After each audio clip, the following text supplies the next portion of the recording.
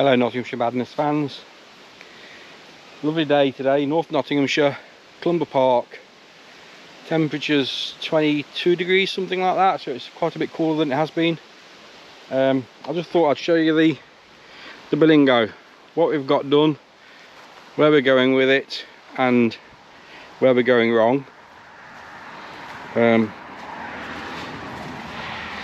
plot seems to have already got lost in some respects. If you remember, the idea behind me doing the Berlingo was to move on from bike packing, camping in a small tent and being on the floor.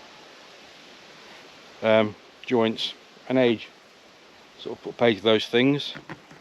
So we went for a bed in the Berlingo. The futon, if you saw the video previously, I got that from a Facebook marketplace listing for 20 quid.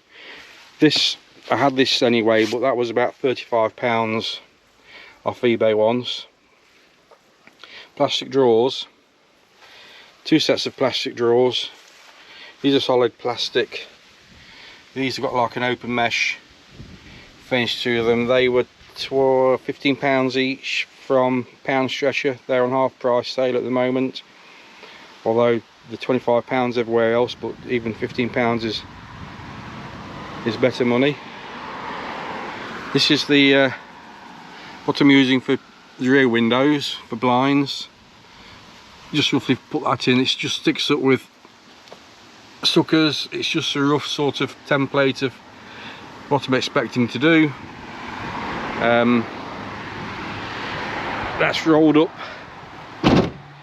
bedding from Tesco, I think it was, one of those sleep mats. I got 2 or 3 of those, which I've used for the rear window and the side windows. The front windscreen, front door windows, I did buy a kit, one of these screen kits that is black on one side and silver reflective on the other. That fastens on with suction cups the same way as these do.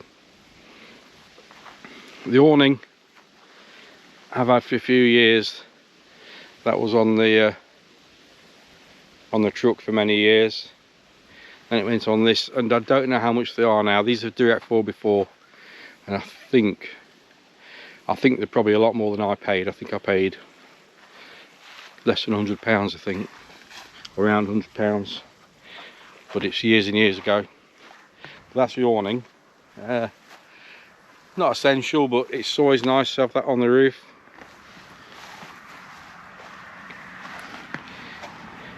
This is the bed from inside. That's a passenger seat all the way forwards, and tilted forwards as well. So there's plenty of room for the bed. I think it's, can't remember, 76 inches long or something like that. I can't remember how long it is. So in the van we've got plastic drawers, one of the Audi folding washing up bowls. So I've lost the plot already, because this is the money view, lying in bed looking at a tree through the back door. Anyway, I digress. So I've lost the plot already because I've gone from backpacking, cycle camping, to trying to replicate that inside a vehicle, and I've put a load of plastic in it and a piece of wood from B&Q. I wanted to use this cooking thing rather than a stand-up burner, so exit the lightweight cooking gear, exit the trangia and all that, and in comes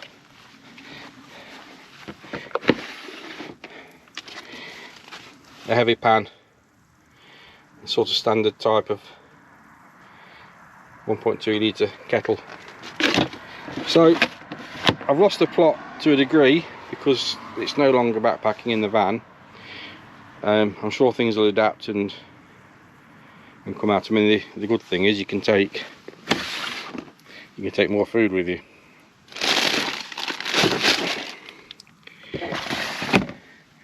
So I don't know where it's going to end up. Proper bedding, proper duvet, fitted bottom sheet, couple of pillows in there. One thing I did want to make sure maintained was this gap between the edge of the bed and the vehicle, because using a duvet you need it to drape over both sides of the bed. A lot of the conversions I've seen, the bed goes up hard to this side, or has a panel there, and you know, you've got a single duvet on and you're only using half of it. Well, it's going to end up on the floor. So it's sort of the cheapest conversion I could do. £20 for the frame, which I've modified. Just basically all I've done is reposition the backrest from here to there, cut that much off the other end, and adjusted the position of the slats to accommodate it, and it does fit in lovely. Let's close the tailgate.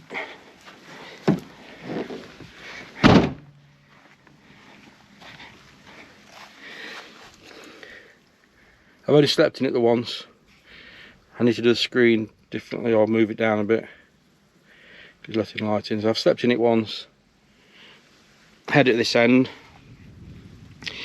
Maybe it should be head at the other end, I don't know yet. I think most people sleep head at that end for some reason. I guess you've got a shelf there to put stuff on. When I did the conversion, the seat only moved down to about there. I'll probably show on the driver's seat actually. So you can modify the seat to make it tilt a little bit more. Bit of a crude way of doing things. Let's move the table out of the way.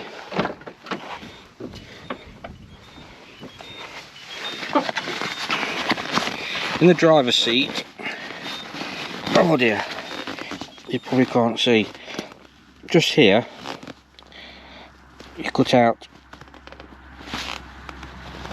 a piece of metal. This piece of metal here that's folded over, you cut 10mm off the length of it and then force it out with a pair of vice grip mold type pliers, and what that allows the seat to do is, that's a stop for when the seat moves forward, so that allows the seat to move forwards quite a bit further. I've done both seats. You need to do both sides of the seat, but that gains you this full extended bed. No insulation behind the headlining, that's to come if I'm still camping in it when the weather changes and I need to protect it from the atmosphere a bit.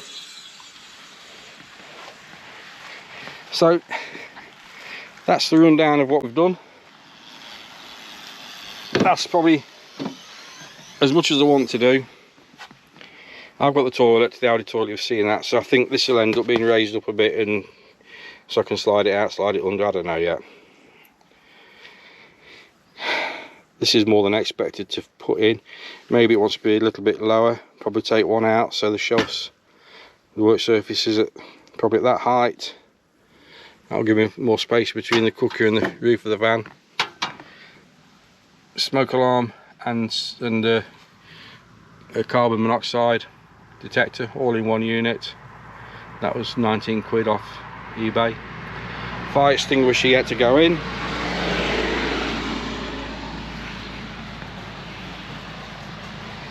Little box under there for bits and bobs. Plenty of room behind the seat for storage. Brompton will go on the driver's seat. So that's a sort of rundown. Cheap. Overnight. I use the word stealth. I use the word very stealth in the very loosest term. and I use the term van life in the very loosest sense. They seem to be the clickbait. Stealth, van life are the clickbait terms to get you to watch the video. And if you watched it this far, please give me a like, please give me a thumbs up, please subscribe, please help the YouTube algorithm. There'll be more to come on it as it unfolds and as it develops. So thank you for watching, guys, and I'll catch you on the next one.